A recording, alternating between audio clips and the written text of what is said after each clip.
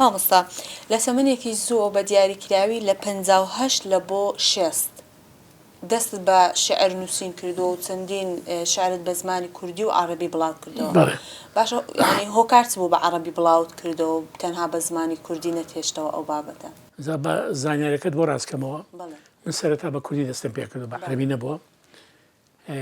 وەکو گوتم باوکم شاعیر بوو، منم حەزم لە خوێندنەوە دەکرد.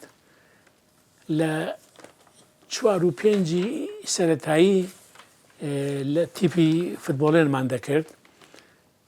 حەزم لە شعر و لە خوێندنەوە بوو.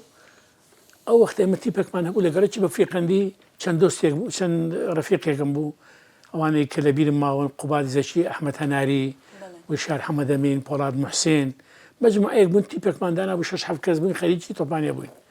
ڕۆژێک لەگەر گەڕێکی دیکە یاریمان دەکرد، گەڕێکی قەڵات. من شعرێکم نووسی دەڵێم خۆتان حازرکەن لەو مسابەقە، سەرکەوتن خۆشە دۆڕاندن ڕەقە.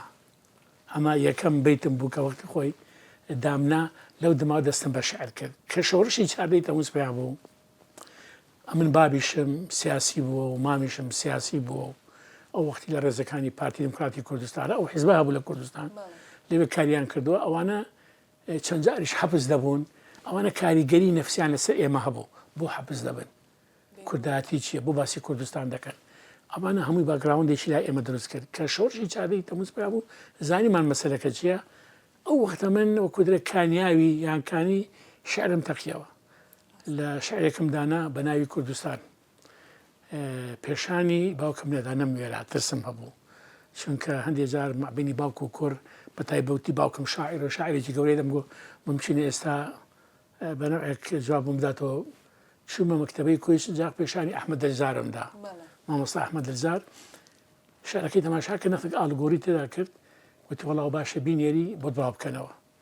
بە نامەیەک بۆ ڕۆژنامەی پێشکەوتنی نرد. پێشکەوتن ڕۆژنامەیەکی هەفتانەی کوردی و عەرەبی بوو لە بەغدا دەردەچوو، خاوەنەکەی محەممەد بریفکاری بوو، مامۆستا محەممەد تۆفیق وردی خەڵکی کوێ بوو، دۆستی باب بوون دەرزاریش بوو. نامەیەکی بۆ نرد، شعرەکەی مشی بۆ نرد. وەڵا پاش 2 هەفتە شعرەکەی بڵاو کردەوە بە ناوی فەرهاد عەونی. دەرێ ئەوە گەنجێک گیان لاوێکی 13 ساڵانە کورد بەهرەمەندی زۆرە بەداخەوە، بەڵام بواری بۆ نەڕخساوە ئەو خەڵکە ئەوەی خۆیان دەربخەنیانی. شعرەکەی بۆ بڵاوکردنەوە خاچی کوردستان، بە ناوی خاچی کوردستان. لە ئاخر دێریشی کە لە بیرمە شعرەکەم ئێستا پێیا کردووە، دەڵێن ئەڵێن فەرهادی ئەی کوا شیرینت، ئەڵێم شیرینم خاکی کوردانە. ئەمە یەکەم شعرم کە بڵاوم کردیت. پاشی کە شعرەکەم بڵاو کردەوە بۆمان داهاتە ماڵەوە ڕۆژنامەکە ئابرێ بانجی کردم گوتی فەرهاد ئەو شعرت چییە و کەی دادناوە؟ وتمەڵی ئەوە دامناوەوانە. وتی چێ دەستکاری بۆ کردووی؟